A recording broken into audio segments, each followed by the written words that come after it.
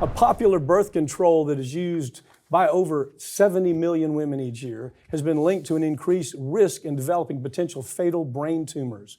But the company behind the product hasn't been honest about the side effects of this medication. I saw this article on Depo-Provera, okay? We're actually handling the case. And what's missing in this article is that Depo-Provera was testing this product down in the Sudan, Africa.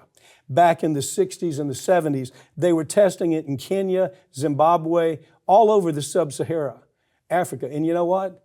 Women were coming up with brain tumors and dying from brain tumors, and they covered that up. That was back in the 70s and the 80s.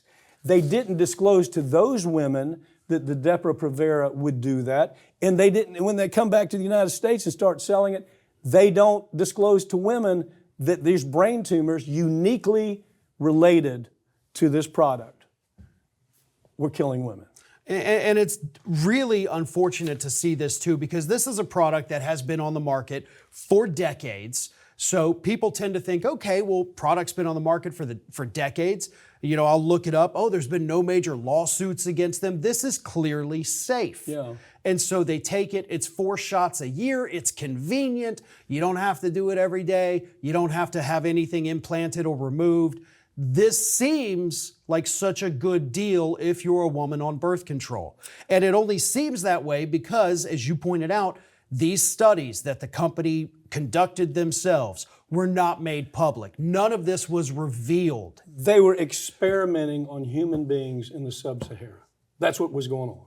Let's see what happens. So they saw what happened. Yeah, it'll kill people with brain tumors, and they still didn't disclose it when they started focusing primarily on the West.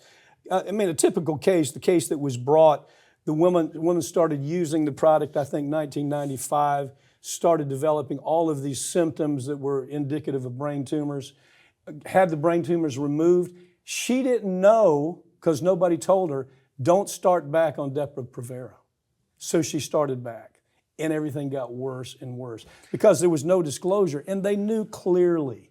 There was no question, Farron, that they knew exactly how this would go about killing women. Well, and the woman in question, the woman who filed this initial lawsuit here, when the brain tumor came back, it not only came back faster and larger, they assumed, the doctor said, okay, obviously we're dealing with some type of cancer here. She went through what, 40? Yes.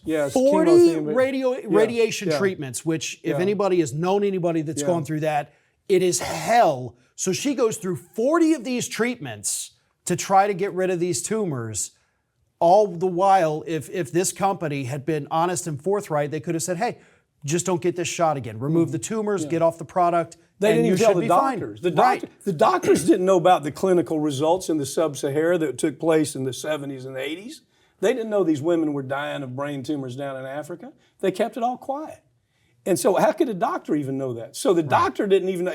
The doctor treating her had no reason to know it was related to Depo-Provera. Right. And so this case, we're going to bust them up. We are going to rock their world, I promise you. We're getting these cases in record numbers. I think there was like 70 million women that have used this birth control. It's an ugly, ugly story.